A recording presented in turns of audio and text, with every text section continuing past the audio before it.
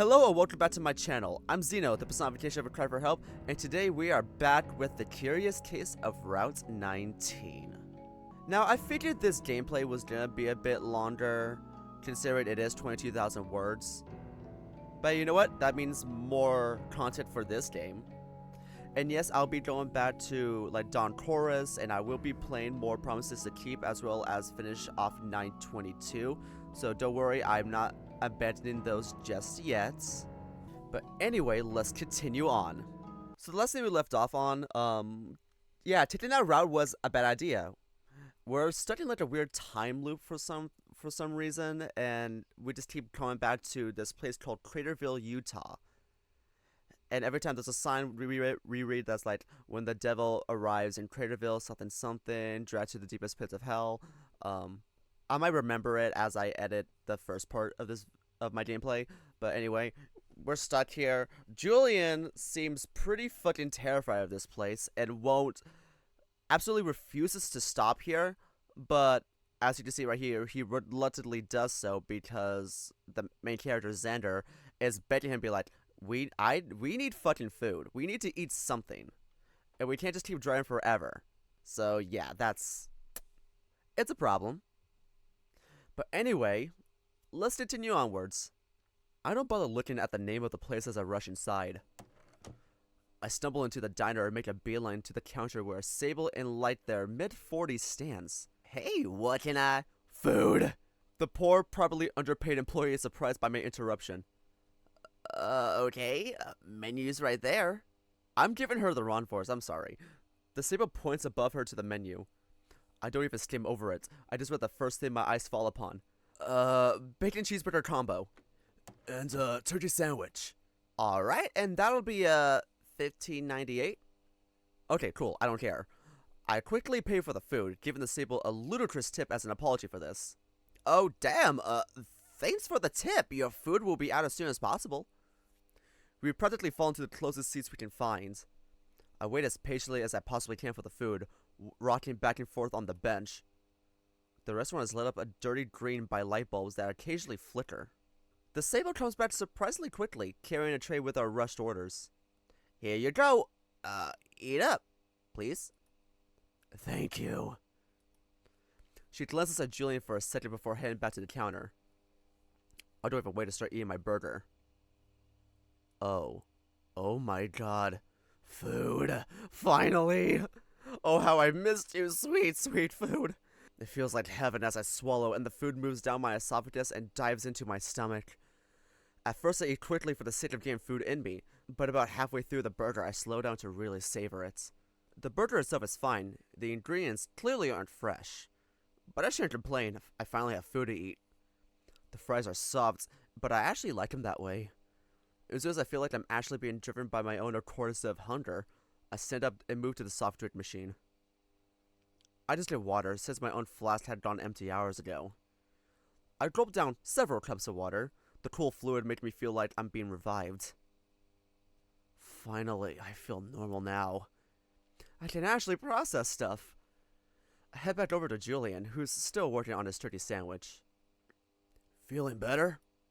Oh, you have no idea. He chuckles. Yeah. Sorry about everything. Hey, forget all that. We got food, right?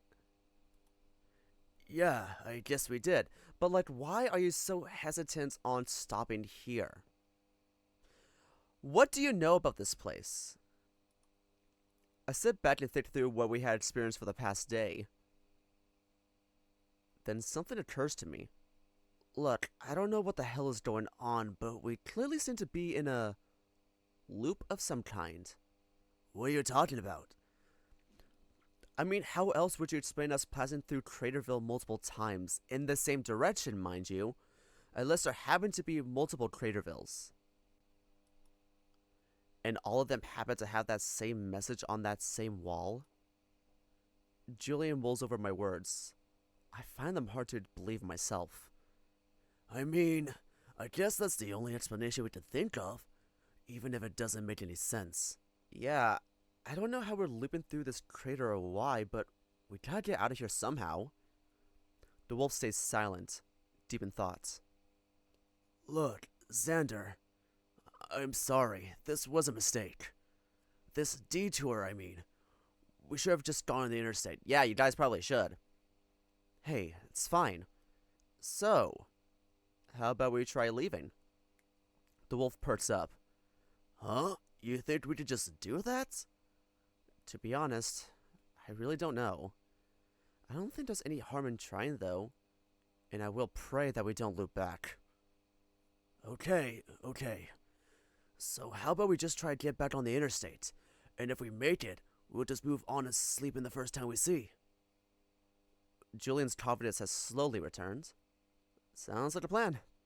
Okay. Alright, good. I gotta pee. In my starvation, I didn't realize how much I needed to go. So I walked over to the bathroom, my steps finally controlled. The bathroom is so dark for no reason, and the music is grating in my ears. A single light bulb over the sink hangs on for dear life amongst the others that have already burnt out. This bathroom is brown all around in a way that makes me feel like I'm underground. I'll just do what I gotta do, then get out. So I made my way to the closest stall and do my business. Though not without cleaning off the toilet seat first, because apparently some grown men aren't potty trained. Thank you! The amount of times I have to deal with this shit at work, I'm going to kill someone. Allegedly. Other than the constant buzzing of the dying light bulb, it's completely silent in this bathroom. Amidst the buzzing, I can barely hear a high frequency that claws at my brain, making it throb rhythmically like it has its own heartbeat. It irritates me so much that it almost makes me want to tear my own fur out of my scalp and carve a hole in my skull and strip the parasite off my brain. That's so relatable. The almost silence is broken by my own scoff of amused disbelief. Why do I have such morbid thoughts sometimes? What the fuck is... What was that? Wait. You know why? Who said that? Ew! Ew! Don't laugh. I hear something from the stall next to me. A faint chuckle almost mimicking my own. Dear God, is there someone in the other stall? But both stalls were open, and I didn't hear anyone come in. Stop laughing. I hear it again. I lean down, trying to peek under the stall. Is someone fucking with me? I know I heard that. Who's there? No response, just more chuckling. Like whoever's in that stall is mocking me. And then the chuckles become something else. They become distorted. A sort of croaking noise. A sort of sporadic creaking, like when you hold your throat closed and only let tiny pockets of air escape. Like someone who's had their ability to breathe taken away. I feel something cold and wet drop against my fur. Water. Earth. Fire. Air. Long ago, the four nations lived together in harmony. Then everything changed when the Fire Nation attacked. Only the Avatar, master of the four elements. I can't fit. I'm not. Is the ceiling leaky or something? I look above me. Stop it right now! A chill runs through me. I see someone peeking over the stall down at me. But something's wrong with them. Their face is bloated, so deformed that I can't even identify their species. The fur is matted to their skin, dripping a sickly water down my stall. I can't see their eyes, as they're buried underneath a pool of darkness, but I can feel a stare piercing me. Their unseeing eyes burn themselves into my mind like an afterimage, and they're croaking. It makes my ears pound. A frequency too high for my comfort combines with a one too low, creating a horrific harmony that makes my brain pound against my skull, like it's having its own heart attack. God, what the hell is happening? I force myself back into consciousness and I practically throw myself out of the stall. I backed up against the wall and looked at the stalls. Empty. The waterlogged thing is gone. Despite that, their unseen eyes burn in my memory, and my head still pounds from the deathly symphony of ultrasound and infrasound. And yet I'm all alone, in the bathroom of a fast food restaurant. I laugh at myself and rub my temples, try to soothe the insistent pain. God, I'm going crazy. I then quiet myself to make sure nothing mocks me again. Good. That light buzzing is still bothering me, though. As quickly as I can, I pull my pants up, flush the toilet because I have standards, and wash my hands before leaving this cursed bathroom behind. I don't know about you all, but when I was reading that, I was having like a lot of shortness of breath. God damn. Whew. Okay, now that we have our spirits collected, it's time to get back on the road. You ready? Yep, let's get back to the interstate. It is kind of dark though. We get in the car and make our way back to Route 19. When we get back to the route, Julian turns and goes the opposite direction, the way from which we had come. Here goes nothing. It's good to see him with his confidence restored. He had looked anxious the entire time we were in this crater. The desert landscape zooms by as we speed down the route. Soon, Craterville's behind, and sometime later, the motel. Then the bus stop. And then we start sloping up, the arch in view. I lean forward in anticipation, hoping that this will take us out of the crater. After the longest 10 minutes of my life, we pass under the arch. And then we slope down again. Another iteration of the crater. Julian realizes what's happening inside in frustration. Then an idea comes to me. How many times did we loop? We're trapped here. No, fuck that. Listen, I'm trying to come up with answers. How many times did we loop? Julian thinks for a moment, suppressing his frustration for now. 3 times, I think. I dig through my own memory. Yeah, that seems about right. Yeah, it might have been 3 times. So, maybe if we go through the crater 2 more times, it'll take us back? Julian stays silent for a bit. I pray that you're right. And then he keeps driving towards an uncertainty. He speeds down the road, breaking so many road safety laws that it actually increases my anxiety. I had to stay calm though. He's counting on me. A long time later, we reach the arch. And we loop again. One more time, please. Julian starts to breathe more heavily, clearly trying to keep his emotions in check. We speed down the crater yet again. I don't even believe in God, but if this were to get out of here, I just might consider converting. In what feels like years, we pass the empty Craterville again, and then the motel with the sparse parking lot, and then the completely abandoned bus stop. And then we made it to the mountains again. As we approach the arch, I clasp my hands together and murmur to nothing in particular. Please, please, please, please, please. After what feels like an eternity, we made it to the arch. I feel time slow down as we pass under the arch, hoping for a miracle. Are you out of gas? Because you've been driving for a long time. What's happening? A miracle that never happens. Because we start sloping down, down, down again. Down into another repetition of this purgatorial crater. I feel my stomach sinking, every ounce of faith and hope leave my body. I feel a type of dread crawling in the back of my mind, creeping its way into the back of my eyes, like I'm aware of imminent horrible events. I haven't felt this way since it was announced that the fascists had won the presidential election last year. That was one of the only times where I had truly screamed. A sound of pure agony, coming from a living person feeling betrayed by the world around them. I had faith that the world would see the problem and probably dispose of it. But then I decided that pain and suffering was the better route. I feel that agony coming back as we speed down the slope of this infinite crater. We're trapped here.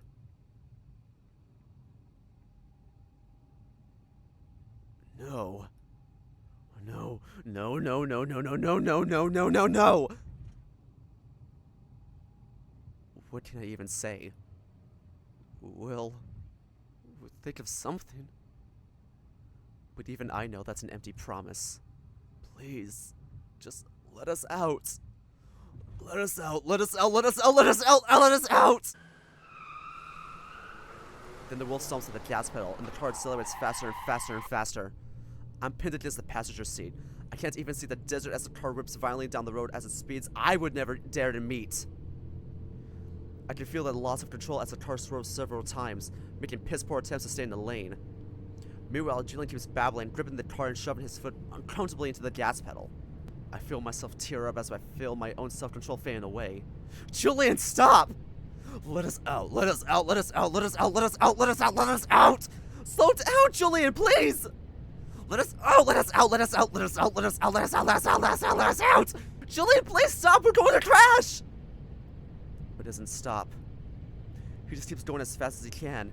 He's clawing at prison walls, concrete walls several feet thick. He's just stripping his nails by trying to escape, and he's not leaving a single mark on the prison walls. Now he's speeding us towards what feels like our doom. And then I hear a few spiders. They're out of gas. And the car starts slowing down. You're out of gas. Julian finally goes silent as he tries to figure out what's happening. And we both realize what just happened. It feels like a weight has been dropped on us. I shot Julian and stomps on the gas repeatedly, trying to make the car speed up. No, no, no, please! But every time he stops, the car slows more. And then, it stops moving altogether. The engine stops, leaving us droning in a silence heavier than an anchor 4 times our size. Oh shit. I'm too scared to speak. But I force a timid sound to escape my throat. Julian?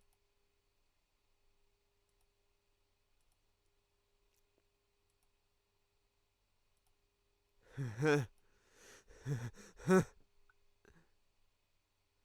then the silence is broken by a chuckle. At first I worried that the waterlogged person had come back to torment me again, but then I looked over and realized it's coming from my wolf.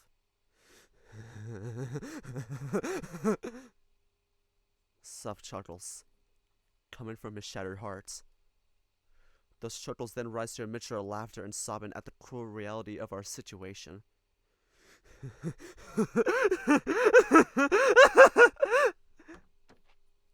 And then in a blur, the wolf kicks the door open and throws himself out into the desert. Julian? A horrific scream fills the empty desert air. I find myself paralyzed to my seat as I watch the wolf shriek out into the void. What do you want from me? What the fuck do you want from me, you fucking son of a piece of shit, clear son of a bitch, son of a Satan, son of a fucking bitch? Why? I'm stuck. I can only watch. I can only watch as Julian lets loose a rage and sorrow so primal almost makes him look like a wild animal. I haven't seen a person act like this since... Sander? No. No, please, no. What did you do?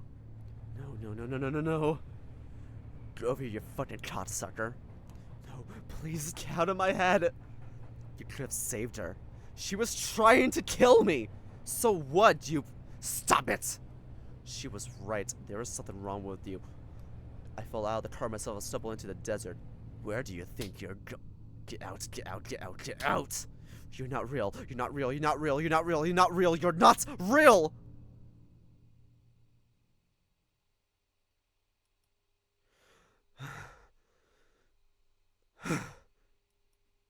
Please. Just stay away. I hear a moaning behind me. One that isn't in my head. It's a moan that harmonizes with the ethereal rumbling of the crater. And then I realize who it's coming from. I turn around and approach the wolf, who's laying on the ground in a fetal position, back twitching with every hiccup that escapes him. I scroll down next to him and, as tenderly as I can, reach my hand over to his back. I gently stroke his back, and his sorrowful hiccuping is replaced with heavy breathing as he looks at me. Julian? Oh God. His expression intensifies. Even in the night, I see fire in his eyes. Oh God. Oh God, no! He's terrified. No, he's showing teeth. He's showing teeth. No, terrifying. Stop. Oh shit. Oh God! Out of nowhere, I feel a sharp pain in my cheek. I stumble away from the wolf, bringing my hand to my chin, feeling hot liquid pour down my face. The fuck? I barely have time to process what just happened as the wolf throws me to the ground. My head hits the dirt hard. I'm surprised that I don't get knocked out. Then the wolf pins me to the ground. I look up at him. Stop it now! Stop it now! Stop it now! What the hell? And I see someone completely different. His smile stretches all the way across his face, exposing every single one of his sharp teeth. His eyes. They burn with a rage so true. It's a look that could burn forests. Saliva drips from his muzzle as he snarls. Julie! Look at you, completely defenseless. Well, guess what, fag? I'm in the exact same spot. Jesus Christ, good lord. This is not Julian. I'm also trapped in this hell here, and there's no escape for either of us fags. So why don't I kill you right here, right now? And then I'll kill myself so both our sufferings will end. What is happening? This is not my boyfriend. Or will we end up in a realm just like this when we die? Yeah, just a never-ending road that takes us back to the same spot. How about that, huh? Who is this man? How about that? Tears burn my eyes as I helplessly watch the wild animal above me. Julian? Julian, please! What is it, fag? There's a lot of queer slurs in this game. Happy Pride Month, everyone! The man who was just letting out a purple wail is now snarling into light above me. Julian, please. What happened to you? Huh? And then he stops snarling, and he seems to expect me closer. I see the fire fade from his eyes. His horrid smiling face muscles easing as he seems to recognize the man someone beneath him. Xander? And then his grip on my arms loosens. That's when I push him off me, escaping his dress and backing away as quickly as I can. The wolf is shocked by my response, and he tries to reach out to me. Xander, Get away from me! I can't control myself as I stare at him. The wolf seems confused by my sudden fear of him. And then he looks down and sees blood. My blood. Dripping from the claws off his right hand. The appalled look on his face tells me he'd realized what he's done. Aside from occasional night terrors, I'd never heard him scream like that. And in the 9 months I've known him, he has never lashed out like that. Yet my impression that the man I did was a gentle soul, an impression I had been building for 9 months, shatters in an instant. And he's realized that. And now he's reaching out to me, trying to pick up the shattered pieces of that impression. Xander, please, All that screaming and snarling had put so much strain on his throat that his voice is broken, cracked. I'm sorry, Xander, But every time he takes a step towards me, I back away several inches. I feel my blood dripping through my hands as I keep holding the spot on my face where he slashed me. I am so sorry. I don't know what got over me. I don't know. He stumbles over his words as he attempts to form an apology. Then he holds his hand in his hands, sighing in deep regrets. I don't know what I did that. I don't know what to say. I am so sorry for hurting you. Is he being genuine? Is he? Do I trust him after that?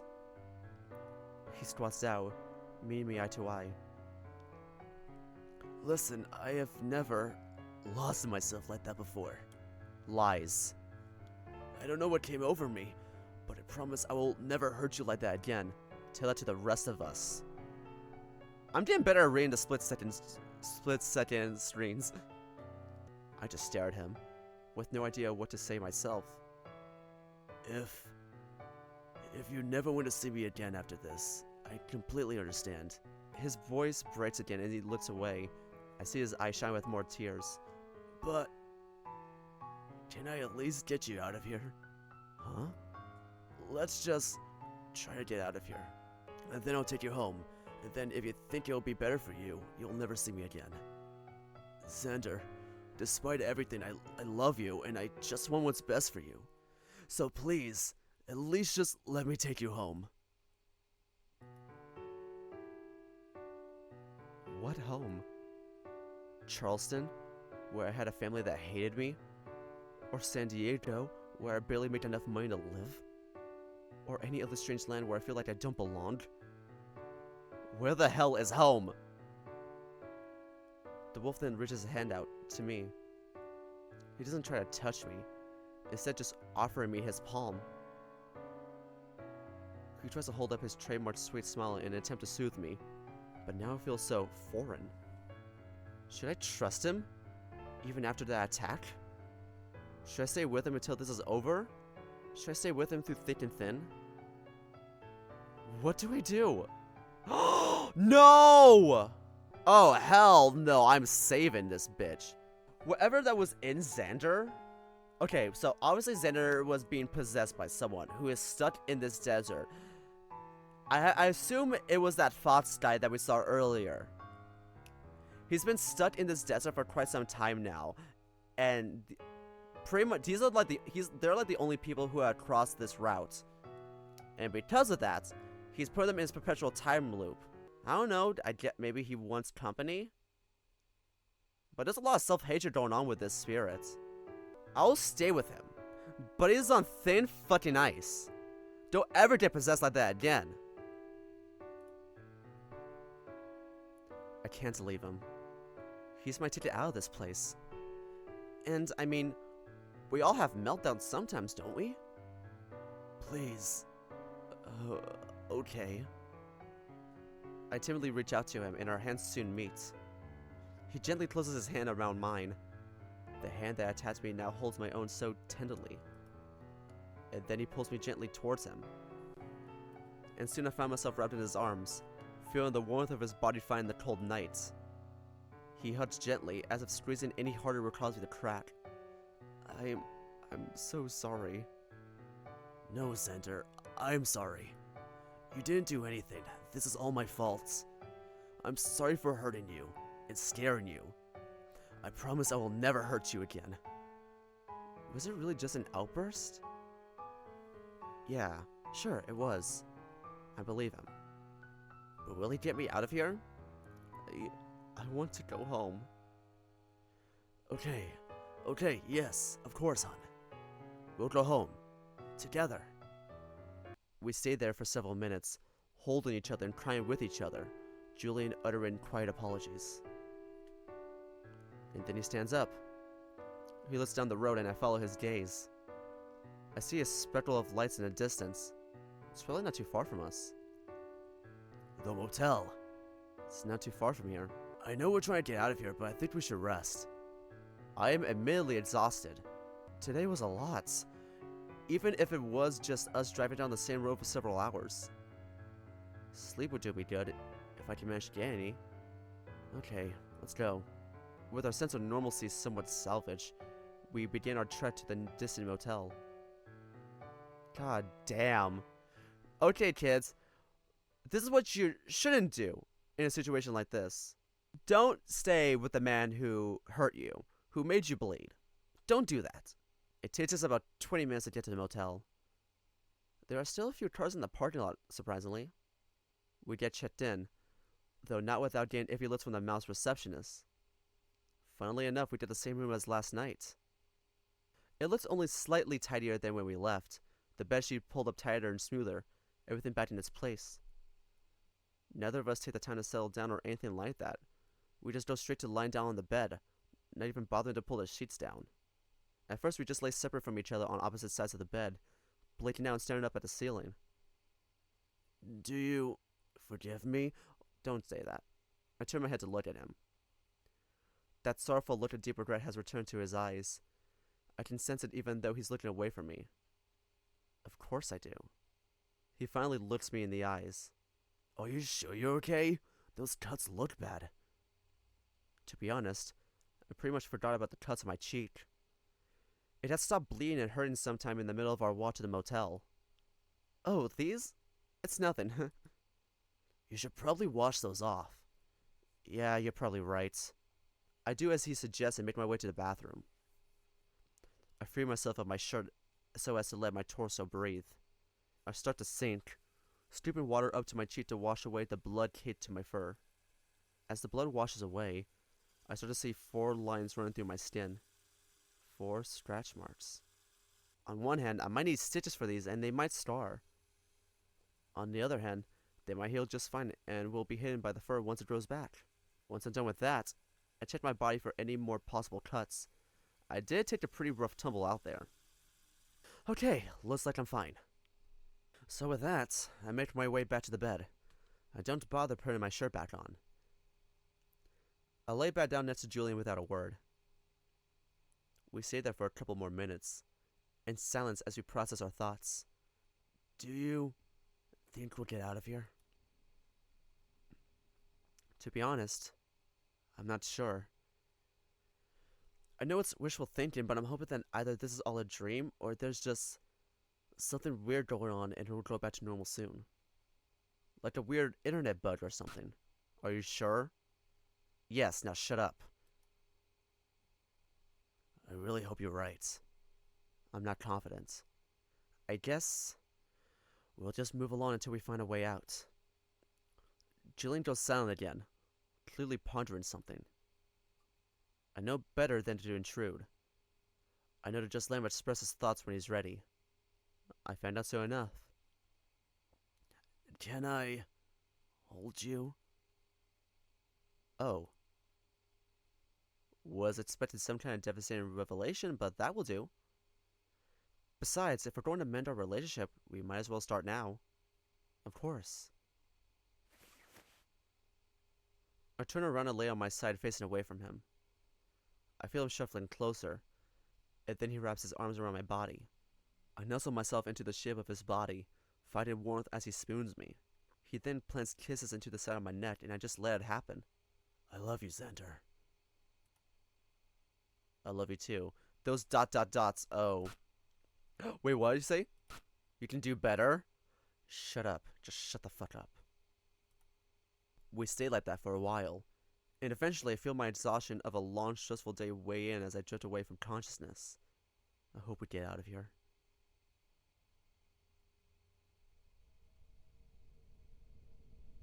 The void again. Infinite darkness. An empty place where I just drift through nothing, moving towards nothing, feeling nothing. No pain, no pleasure, no stimulus of any kind, internal or external. And there's a light. Except for the light. The light is back. And it's flickering. It's hanging on for dear life. It needs my help.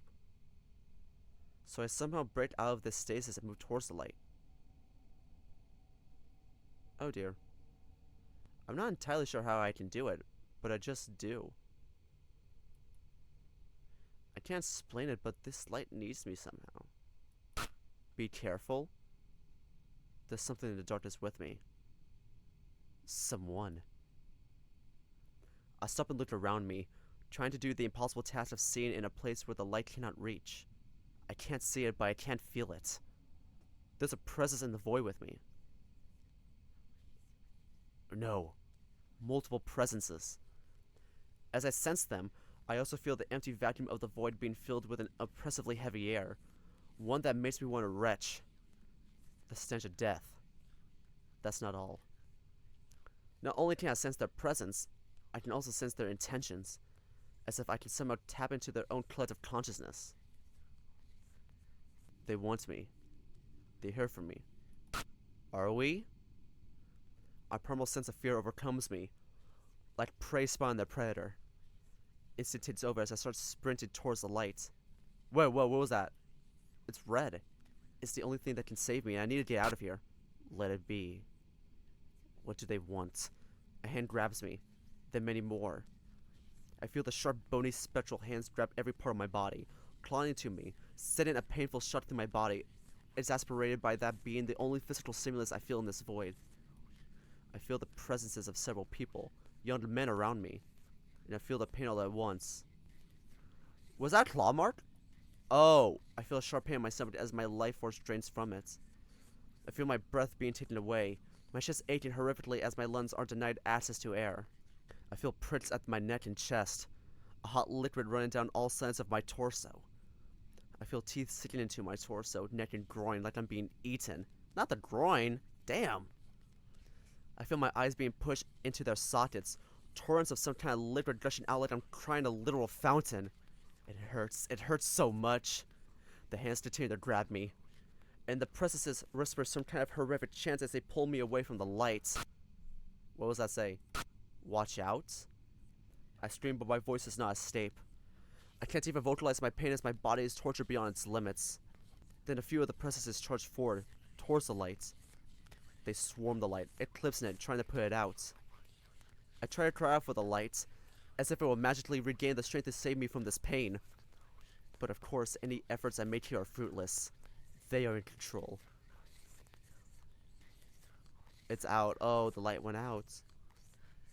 The presses pull me into a pure darkness. A damnation for my soul. Open your eyes. Holy shit! Everything's red. Everything's red. Please let this be a hallucination. I regain control of my body as I jolt awake, unleashing a kind of scream I haven't made in a long time. As my vision comes to, I almost swear I see the bisected girl again in the corner of the ceiling. I slap myself just to make sure I can feel something. Good, I'm awake. God, why must I be cursed with constant nightmares? My senses slowly start to come back to me, and I notice something strange. Everything is tinted red, like every light source is covered with a red sheet. Is it morning? I check my phone. Dead. Wonderful, just what I need. I look around for an alarm clock, as hotel rooms usually come with those. I do find one on the bedside table, but instead of numbers, I see a black void contained within a rectangle. Great, no way to tell the time. But as I look around again, I notice something else. Julian's gone. Julian? Well, I can speak. Good. But my calling out his name is useless. I looked around the red motel room, looked for any hint of the wolf. I looked under the bed, in every corner in the bathroom. I'm all alone. Did he leave me? And that's when I feel it. A tense animosity in the air, making the room feel heavy. I try to shake off the feeling of eyes on the back of my head, but I just can't. Like their gazes burn into my skin. Like there's someone right behind me, but every time I turn around, they also turn so as to stay in my blind spots.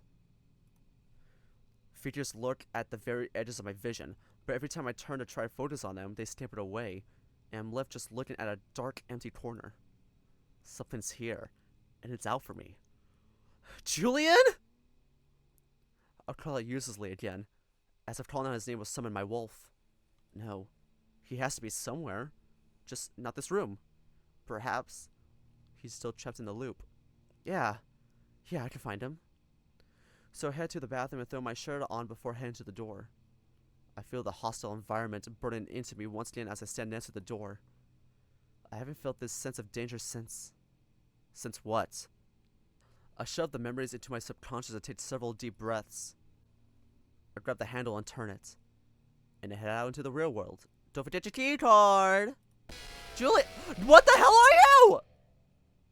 I feel myself freeze as I process what I'm looking at. An old mouse with half-moon glasses. The receptionist? But her jaw. Her jaw and left arm are hanging on only by a few pink fleshy threads. Her neck looks flattened like a huge weight was dropped on it. And she's looking right at me.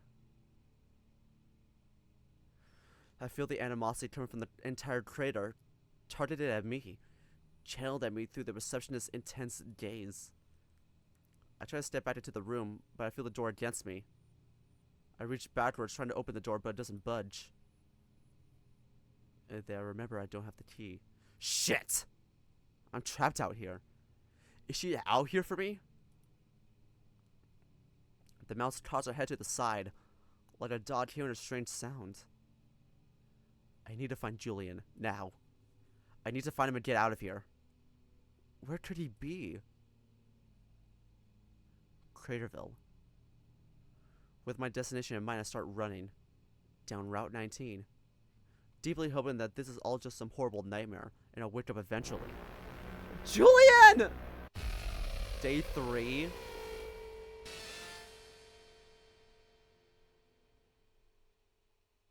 Damn, that was only day 2? I run down the road, looking all around me for any signs of life, but instead I sense the stench of death all around me. The entire crater is dripping in starlit. The sky is an empty red void too.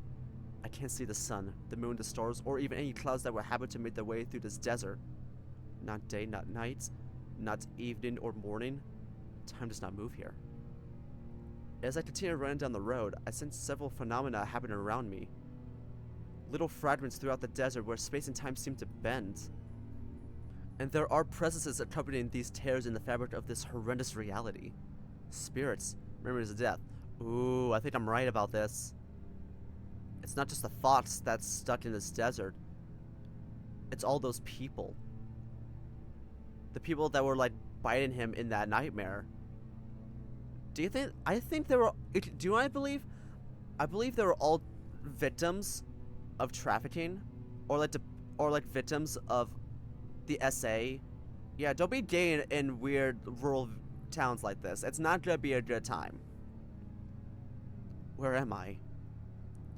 I continue down the road, and soon CRATERVILLE comes to sight. And then I hear whispering behind me. A chorus of whispers, like a crowd gossiping or a group of people being annoying fuckers at a movie theater. I turn around slowly. Don't. Oh shit. I almost fall to the ground when I see them. A group of spirits assembling, floating behind me.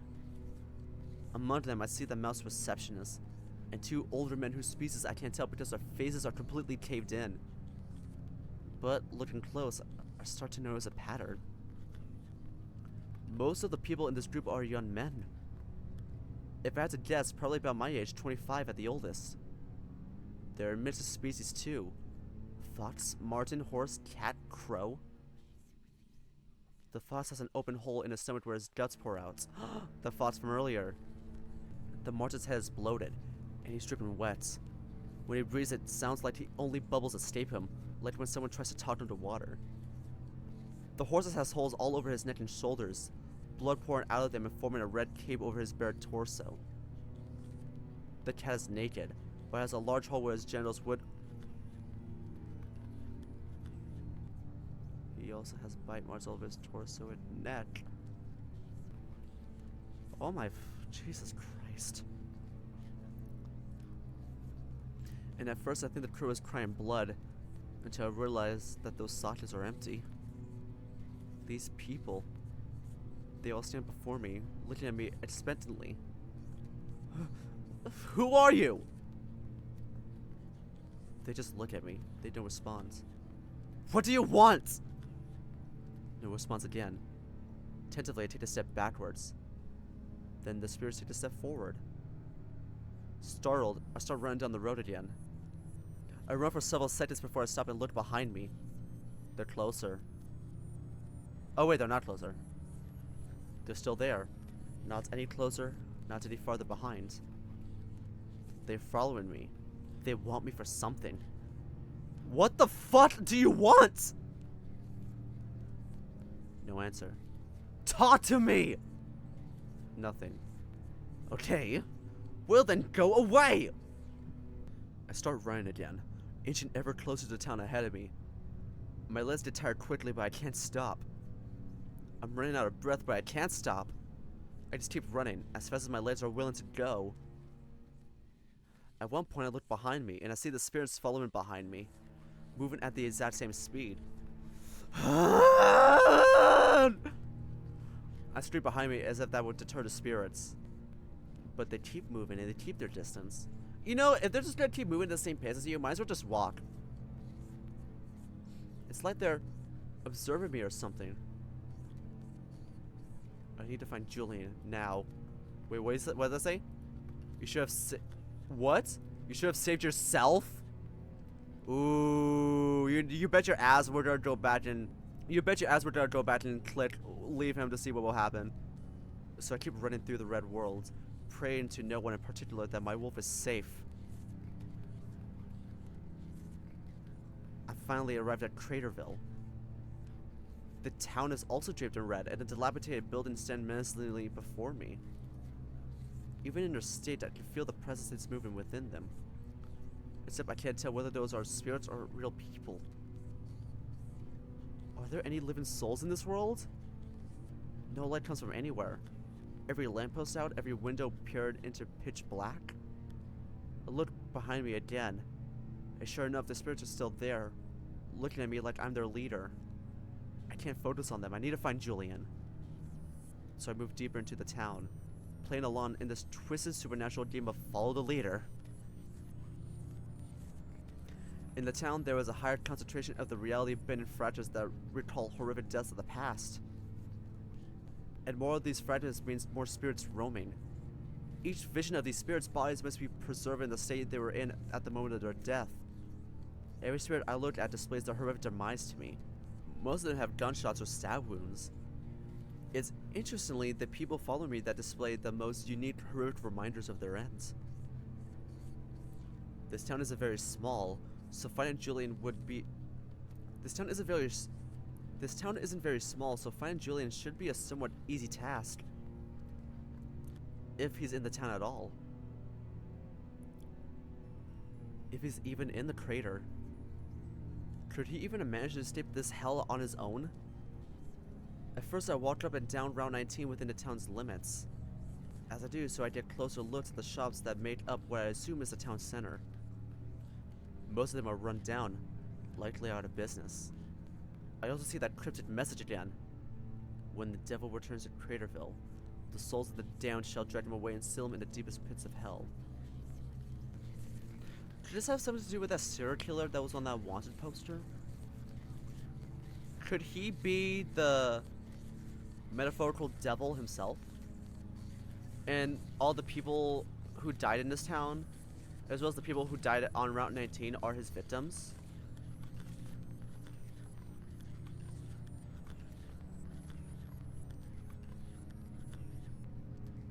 Wait, I don't want to think.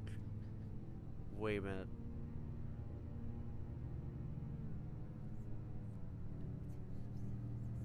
Guys, I'm coming up with theories right now, and I don't want this. I'm thinking of one right now, and I don't want it to be true. If it's not true, good. But if it is, they really went there, did they? Okay, so when the devil returns to CRATERVILLE, the souls of the damned shall drag him away and seal him in the deepest pits of hell. Did we get a good look at that wanted poster? Did they describe what was in that wanted? Who was on that wanted poster? Do you think it's Julian? Do you think it's Julian, and that's why he's so afraid of staying here? No, it can't be, because because if he was the serial killer, that cashier would have noticed. I assume. But he was easily influenced by something, by some anomaly. So I can't quite pinpoint. I guess I just had to keep reading.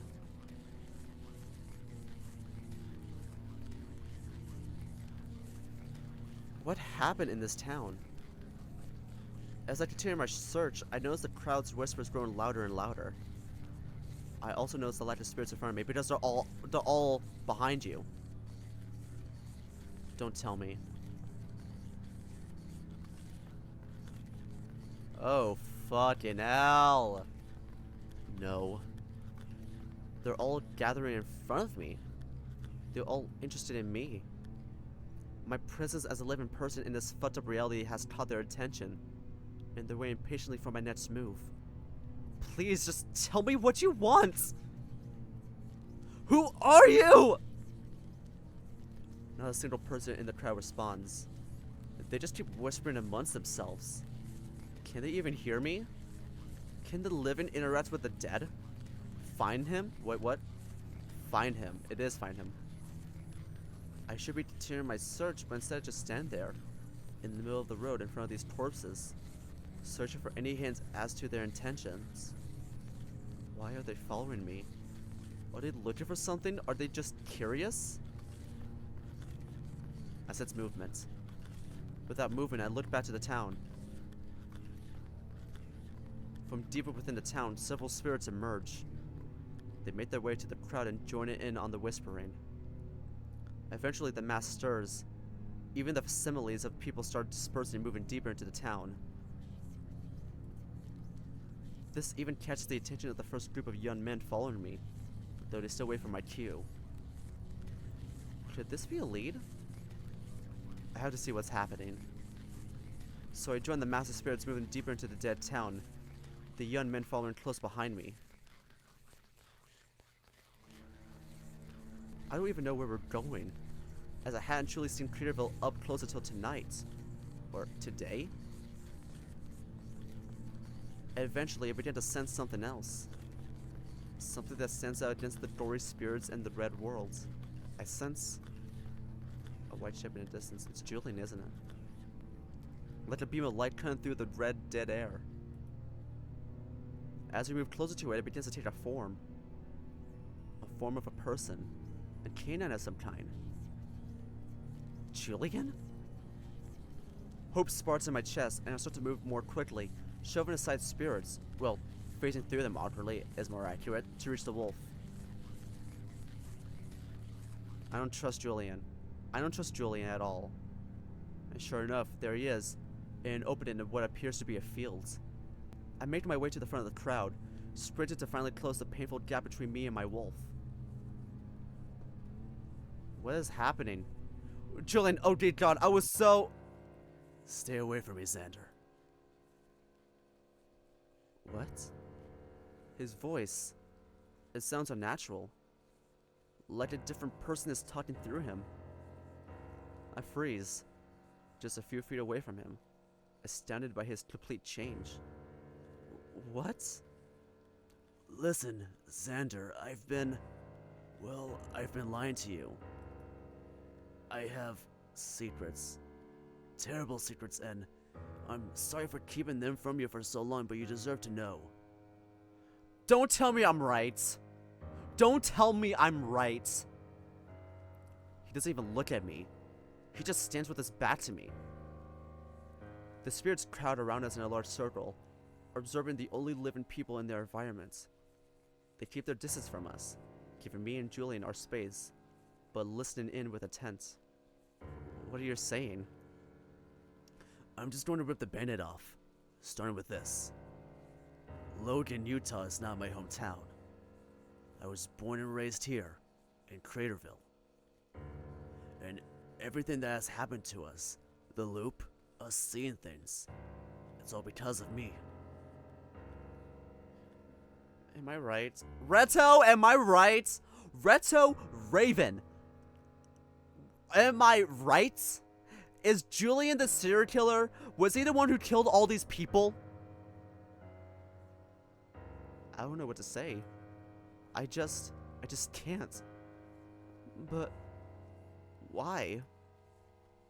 He takes a deep breath, still facing away from me. Xander, I'm giving you a chance to leave. Leave right now and live your life without me. I promise you'll be better off without me. What? No, fuck that, Julian. I want to know what's happening. Please, tell me everything. Do I want to know? Very well then. There are rumors, legends, that when a person dies with an unfulfilled purpose, their spirits are left to roam this plane of existence. A realm so close to ours, but just out of reach.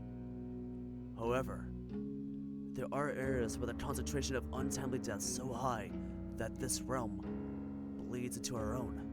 And these hotspots, as I call them, can be so powerful that they can trap mortals with an unfulfilled purpose within its bounds. Just as the spirits are trapped in their own existence, mortals are trapped in these hotspots. I'm sure you can see where this is going. This crater is one of those hotspots. I mean, I'm starting to connect the dots. I mean, I'm in the same shoes as you, Xander. So that explains the spirits surrounding us. But why? If these hotspots do in fact exist, why are we trapped in one of them? What unfulfilled purpose do these spirits have? What unfulfilled purpose do I have that's trapping me here? Or is it not me? Julian, what's happening? Who are all these people? I can explain. There's one other thing. Remember how I said that the spirits that roam this place belong to those with an unfulfilled purpose? Well, that includes people who were murdered. And there are people who are able to see these spirits. Can you guess who?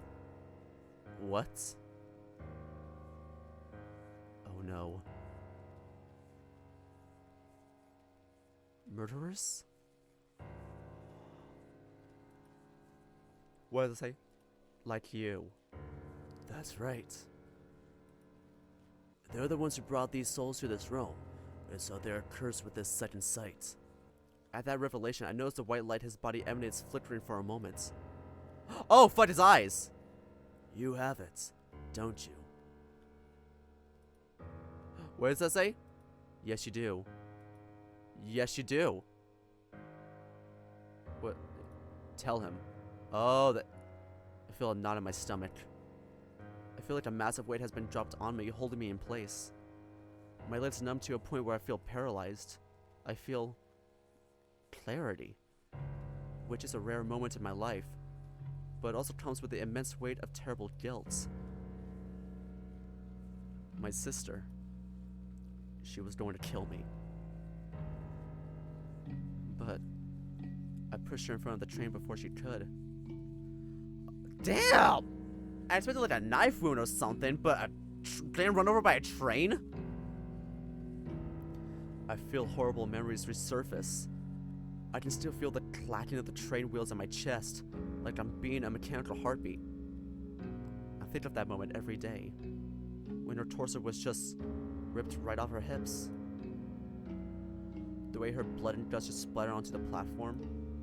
The way my family shrieked when they saw what happened. The way I just ran. Even now, I can see the bisected girl running amidst the crowd on her arms, running circles at a rapid pace around me because that was her this whole time. So your tears were self-defense. I nodded at him hesitantly. You know what? I'm glad about that. She was trying to kill you, correct? And you did what you could to protect yourself. And now you're still alive. What? How could you be smiling about that? I killed someone! Was it once a killer? I am a killer! I've been living with memories of that day ever since, and I've been hiding it for so long. But he knows now. He's able to see right through me. Because we're alike. Always a killer. Well, what's your case? Another deep breath from the flickering wolf. You deserve to know. And then he turns around. He finally looks at me, and he has that fire in his eyes. But underneath, I can sense malicious intent. Actually, he isn't quite looking at me. The way he looks seems like he's looking past me. So I turn around and... the 5 mutilated men who have been following me this entire time are there, standing behind me in a straight line. And then they start walking forward. They only give me acknowledging glances as they pass. They approach Julian. And they start walking around him in circles. CRATERVILLE was my hometown. Growing up in a small town in southern Utah, yeah, you can imagine how that went for a queer like me. When I first found out, I was horrified. I thought I was going to be thrown out of my community. So I started going to church, a lot more than I was used to. I prayed to God to help me turn around and become this town's fucked up idea of normal. Ooh. But of course, that failed, because there is no God. Then one day I met this man. A crow. And sure, he was cute. Turns out he was a queer too. He asked me to meet out in the desert. And then, he tried to make a move on me. And to be honest, I liked it when he put his tongue in my mouth. But, it was what came after that I enjoyed more.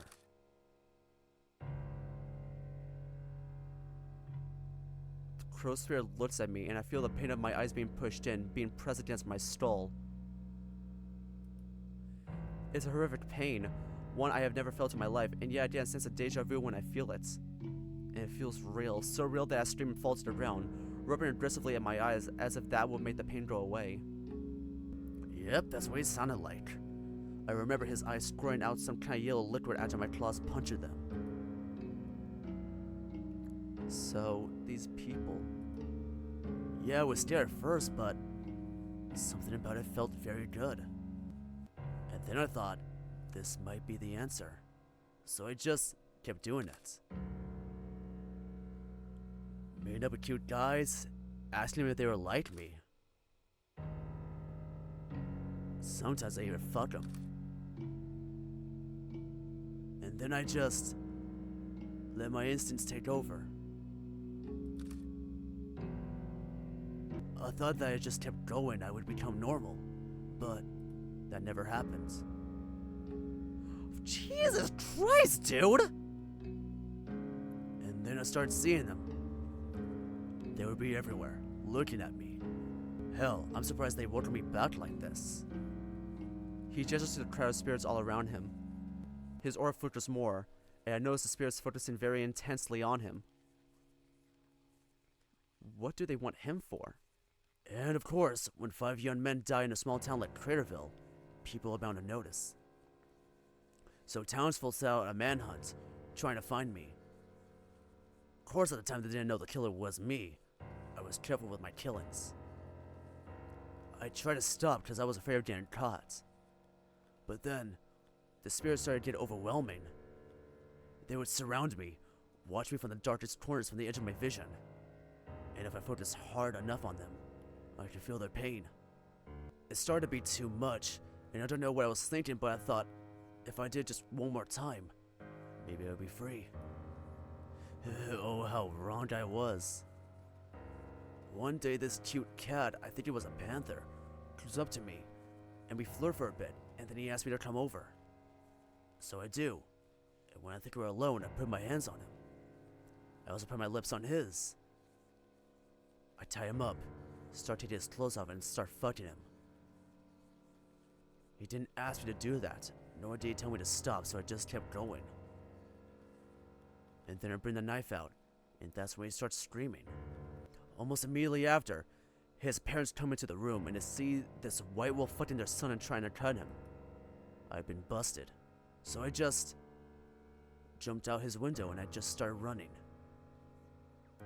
I don't know how, but the crater let me escape, so that's exactly what I did.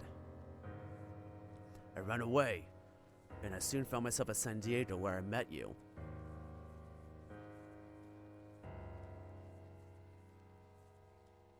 Guys, I'm gonna need a drink for this. I don't drink. I don't like alcohol. But there is a Smirnoff Ice Orange, zesty orange, on my counter that's calling my name right now. Is this real? Is this who Julian is? A serial killer? A man with internalized homophobia who kills young gay men in his denial and insecurity? Is that why you brought me here? Is that why you brought me here? Did you bring me here to kill me? What? No, Xander, I promised I would never hurt you. Look, I know your boyfriend turned out to be a serial killer. I know how you feel. But listen to me. When I was in San Diego, I guess you could say I had some sort of epiphany. People were more open with their sexuality in that city, and I learned that sexuality is a part of us, and trying to suppress it will only harm us. I especially learned that when I met you. I shuddered a little at the thought. When I met you, I was scared. I thought I wasn't ready to have a boyfriend, an actual boyfriend I would dedicate myself to, have actual intimate sex with. But you tell me that this is all completely normal, and that it's just a part of our everyday lives. I don't know how to feel about this. Did I really change a serial killer? Can serial killers change? Become better people? Now, as for my reason for returning here. Well, when I had first arrived in San Diego, I thought I had escaped the visions. They had stopped for a while, but then, just a couple of months ago, they returned. The spirits started tormenting me again. You've seen me screaming in the middle of the night before. Well, it was because I was remembering those times again. I felt their pain. And they whispered to me constantly, always enforcing that I was guilty. Because you are. Because you are. You literally, I don't know if you either bit their genitals off or you cut their genitals off. Either way, what the hell? And that's when I knew I had to do something. I had to return here. Return to CRATERVILLE. Meet with these spirits and try to make amends with them somehow. You can't! They were just like you. They were gay. In a town where that was not acceptable. Shit. I know it sounds dumb, but that was the only solution I could think of. So that's why I came here.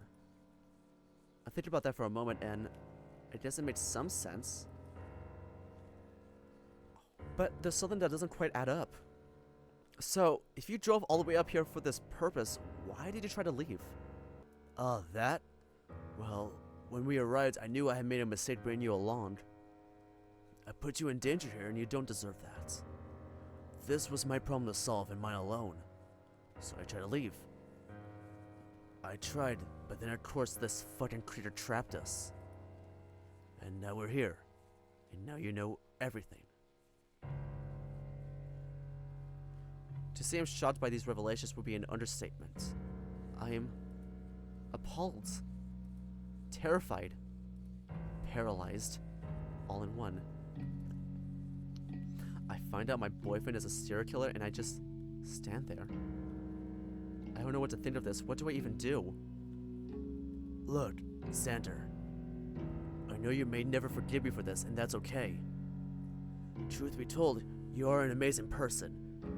And you deserve much better than me. That is the first truth. That is the first truth he has ever said in his name. I just want you to know that you helped me see the light. You inspired me to turn around and become a better person. And all those times I said I love you, I really meant it. And I still mean it now when I say I love you. You are the light of my life. The wolf slowly approaches me. His body starting to glow brighter than before. Get away from me. Get the fuck away from me. I just stand there, not sure what to think. When he reaches me, he wraps his arms around me gently. He embraces me in the middle of the circle of spirits, and I feel them flinching at us, leaning forward in anticipation for something to happen. They're probably waiting for him to kill me. They're probably waiting for him to kill Xander, huh? Like he has done with them. I love you. Truly. But that something never comes. Instead, he just lets go of me and bats away. So please, Xander, just run away and live your life. If you want, find a man who will treat you well. Maybe you'll be your friends. Maybe you'll be boyfriends. Maybe one day you'll even be husbands. Please, Xander, just leave and live your life. I don't know. I think back to our time together. All those times we held each other, lifted each other up in our hardest moments. It was only 9 months, but we had grown super close. Could I just leave him like this? But he's a serial killer. Or was. What does that say? Once a killer. Oh, once a killer. Is he being honest when he said he stopped killing people? Always a killer. I don't know. And I just stand there staring at nothing. Julian looks at me, a sympathetic look in his radiant amber eyes. What do I do? I know it's a lot to take in, but... There he is! Another voice sounds from the crowd. I look around and attempt to find who said that. Then behind me, the spirits move and make way for... people? Actual living people. Julian remains in the center of the circle of spirits and looks at the new crowd of mortals emerging. The spirits acknowledge him and move out of the way, but the mortals don't even seem to be aware of the spirit's presence. The mortal crowd is noticeably made up of older people, though to my surprise, a panther that looks about my age steps forward. He must have been the source of the first shouts. It's him! The devil has returned with a new victim! And I was fucking right. And I was fucking right. And I was fucking right. Rhettoe, you absolute fucking menace! Oh my fucking god! What? Are they saying I'm a victim? They swarm the both of us and try to keep me and Julian separate. Wait, you leave him alone! Quiet, demon. Listen here, buddy. It's alright. You're safe now. Wait, what? He ain't gonna hurt you anymore. Hey, stop! The crowd swarms Julian, and though the wolf tries to fight back, turns out he's no match for a bunch of middle-aged desert folk. The panther keeps calling me, trying to usher me away from the wolf. All while the spirits observe this happening, and they part to make way for the mortals to drag Julian deeper into town. Xander! Wait, what are you doing? We're keeping you safe, that's what. I keep trying to shove around the mortals, but they keep blocking my path to Julian. Wait, no, that's my Listen, buddy, if you think he likes you, oh boy. But he just... Was he really genuine? I have to know what they're going to do with him. So I push past the people surrounding me and chase after the people dragging Julian away. Hey, get back here! Sorry! The spirits are following the mob deeper into town, and I soon get lost among them. But I find Julian's light, despite flickering desperately like a light bulb on its last threads of life. And so I run to it. I push forward, and the spirits move aside to let me through. Where are they taking him? I follow the crowd deeper into town. It feels like forever in this stacked room where I finally find Julian. A living crowman escorts up a wooden platform, the wolf's hands tied behind his back. Everyone dead and alive crowds around the platform, whispering amongst themselves in anticipation. It's when I see the rope with one end tied to a tall wooden frame that I fully realize what's happening. Oh, fuck! And I just stand up with the crowd watching. I guess it's because I know I can't fight back to death in an entire town. Combine that with the fact that I just don't know what to do. The wolf is stopped on the platform. A marching woman then walks up to him and places something around his neck. It's a wooden sign with painted words reading, the Devil of CRATERVILLE. It's a sign proudly displaying this man's sins. A fox man then comes forth and places the other end of the suspended rope around Julian's neck. I don't know what to do. Watch. I just watch. I watch as the white wolf is displayed in front of the town, being punished for his past sins. The wolf, who I call my boyfriend Julian, spends his last seconds looking at me, sorrowfully, apologetically. Everyone goes silent. The town somehow grows more still than before. Two planes of existence come together to watch with bated breath, waiting for the center to drop.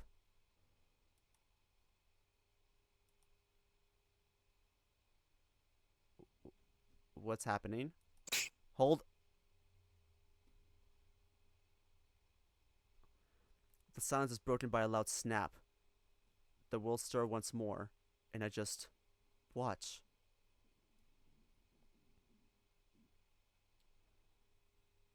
Jesus Christ. I see Julian's body hanging from the gallows. No longer moving. No longer breathing. And yet, his light still flickers. Very weakly, though it's still there. The mortals cheer, as the cause of their turmoil years ago is finally gone for good. But the spirits, they aren't fully satisfied. Hold on. When the devil returns to CRATERVILLE, the spirits crowding around the gallows shout, demanding more. The spirits of the devil's victims, they swarm the wolf's hating body. They grab his body and they start pulling. The spirits of the damned shall drag him away. And then they pull away and I see a sixth person among them. A white wolf with a broken neck. A brilliant but flickering light. Julian. It sealed him in the deepest pits of hell. The horseman who pulled the lever to drop Julian's body suddenly shrieks in terror and bats away from the platform. I already know the implications of that. Yeah, because he killed someone. So now you just see all of this happening. Damn! Oh shit, this is fucked! But I focus on what's happening in front of me. As Julian's spirit is dragged out of his body, so is his glow. Now his spirit bears the otherworldly glow, while the body that hosted that soul goes completely dark. And the spirits pull away from the platform into the desert.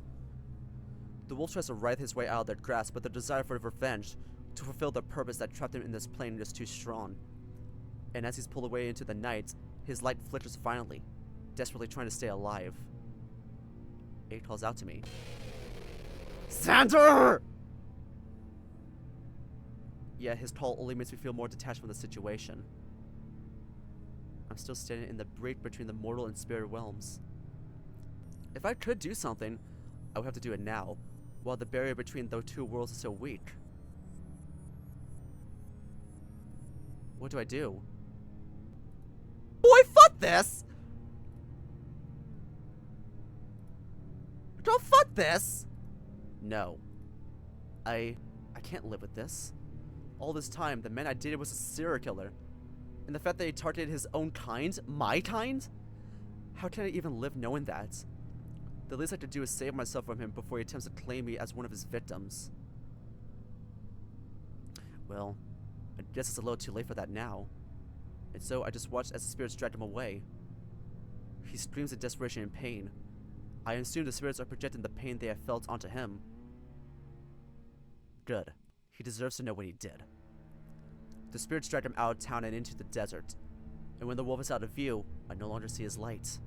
I still hear his torture screams in the distance, though at this point his light has been completely snuffed out. He's gone. And now I'm left standing in front of a hollow shell of a white wolf. The other spirits that gather around to watch the show disperse and go their own separate ways. The mortal crowd celebrates the death of a killer that plagued their community. And meanwhile, the blood-red world starts to fade away, turning the sky a deep purple. As the spirits disappear, I notice an orange light peeking over the horizon. Is it morning?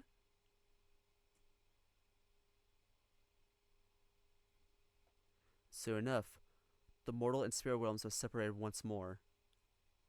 I stand in front of the gallows, staring at the corpse of the killer I used to call my boyfriend, letting the rising sun hit me with its first rays. And then I feel someone stand next to me. I look over my shoulder and I see the young panther next to me, looking up at the corpse. He notices my gaze and meets my eyes. Hey, you okay?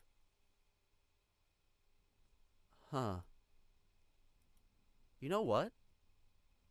Never better. In fact, I don't think my head's ever felt clearer. I don't think I ever felt so weightless. Did he ever hurt you? I think back to the time I dated him, which now feels like so long ago. Those memories are starting to fade, however, even though our relationship only ended a few minutes ago. But I don't remember him ever hurting me. Despite the 4 scratch marks on my cheek. No, I don't think so. Then what's that? Exactly, Panther. Exactly. He points to my cheek. I touch my cheek and I suddenly remember the claw marks where the wolf has struck me. New blood kicking into my fur. Stabs starting to form around the edges. Oh, yeah. Never mind, I guess he did. Heh, he was always kind of rash. I don't know how much he told you, but I'm the guy that got him caught. You're the cat! Oh shit, I didn't put that together. Fuck! Oh yeah. Now that I recall, the wolf did mention trying to kill a panther but being caught in the act. Really now? Yeah. Thought I'd pull a little trick and then everyone knew he was the killer. Your parents were in on this. Huh, smart guy. But you really set yourself up as bait? I mean, what if he did kill you? He would have gotten caught either way. I made it seem like we were alone, but in reality, there were people hiding in the house. Wow. Did he really do those things to you? I mean, I guess I did let it happen. It was still really scary, though. Did you consent to the sex part? I guess I didn't verbally. Despicable wolf. I looked back at the hated corpse of the man that called himself my boyfriend, and I spit on the ground in front of him. My heart sinks when I remembered that I really did feel close to this guy for almost a full year. I'm ashamed and slightly heartbroken. My first boyfriend was a serial killer. Wonderful. That would make a great title of a book. I guess he was right about one thing, though. The panther is kind of cute. I'm Cody, by the way. Xander. We shake hands. You haven't killed anyone, have you? Cody laughs awkwardly at that question. No, why? Just making sure. I point to the wolf's corpse. I dated this guy for 9 months. No, really? Yeah, I can't believe it either. I thought he was a good guy, but Well, at least you got out of that relationship before he could do something to you. yeah. But why did he come back here, and why did he bring you? Should I tell him about the whole killer seeing dead people thing? No, he'll just think I'm crazy. And ditch me. Closure, I guess. Alright, well, now that you're safe, you'll have to tell me everything. If you want to, that is. I mean, might as well. But in the meantime, is there something I could do for you? I looked at the panther and contemplated something. Maybe. Do you have a car? And we're driving. There it is. Cody pulls his truck up to the wolf's dead car in the middle of the road. I get out, and using the keys I sent from the wolf's pocket, unlock the trunk. I take out both my and my wolf's suitcases, and Cody opens his truck bed so I can slide him in there. I inspect the rest of the car, look for anything I might need. Ah, yes. I snap the charging cord from the front and then head back to Cody's truck. Alright. Are you sure you want to go all the way up to Logan? What would you even do there for a week? I had gone a week off for this trip and I'm not going to waste it. Hell, I'm already on day 3?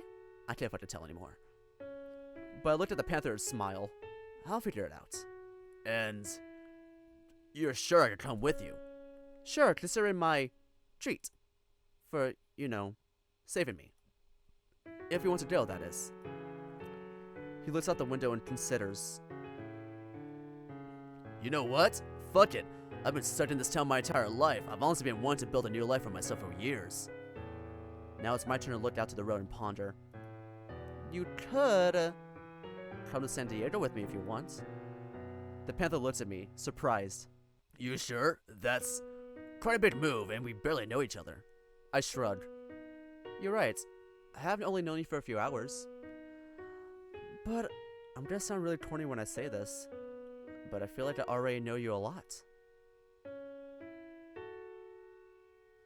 Cody smirks, and I even see his cheeks blush under that slick dark fur. Thanks, Xander. Just promise you won't try to kill me. Or try anything without my consent. Don't worry, I think consent is hot. Pff, better than a wolf. We both look out the windshield again, staring at the road beckoning us onward. So, Logan? Yep. Cody starts the truck again, and we start moving down the road, leaving CRATERVILLE and the killer wolf far behind us. It takes us a while to reach the mountains, but eventually we drive under the arch defining one endpoint of this crater's horrific loop. And we made it! We left! Yay! Almost immediately after, I see a gas station. I smile as we finally drive away from the crater. As we drive north towards an uncertain future, I reminisce on the past 3 days that felt like an eternity. How I felt like I was going to die. How I probably did almost die. I'm not sure why, but I still feel sort of detached from all this. But, you know what? This will make a killer book. Oh my god, we've been through hell. We've been through hell that I forgot he was a writer. Oh shit. The end. Oh my god, we survived this. Created by Rhettoe. Labor of love. No generative AI was used. No AI! See, if you can make a 22K word visual novel in a span of a month without using AI, then what's anyone's excuse? The Curious Case of Route 19. Woo! I can't believe I predicted that. I can't believe I called that. That was incredible. This was amazing, honestly. Might be a few typos here and there, but still pretty good. I might do an additional third part for this game, just to find out what happens if I leave him instead of stay with him, and what will happen if I go to him while he's being dragged away by the spirits instead of saying fuck this. But until then, I'll be playing more Dawn Chorus 922 and Promises to Keep. So, thank you all so much for clicking on this video. If you enjoyed this video, you can give it a like and subscribe if you're really interested. I'll leave a link to the game in the description below if you want to read it for yourself, only if you are 18 and up. I'll also leave links to Rhettoe's socials down in the description below if you want to support them on any of those platforms. I'll also leave links to my Twitter and Blue Sky as well if you want to support me on those platforms as well. And as always, I'll leave a link to the visual novel that me and my dear friend Red Panda made for the February game jam called When You're Mine. Please still show your support to that, and if you do enjoy it, please consider rating it on itchio and commenting on it. We love reading those, it really does make our day. And always support the Curious Tales Around 19 as well. This is legitimately amazing. Oh my god, that was a wild ride. And now I get to go back to Dawn Chorus to cleanse my brain of all the horrors. The art in this game was actually good, and now I'm gonna go ahead and just listen to the music. Anyway, thank you all so much for watching, and I'll see you in the next video. Bye!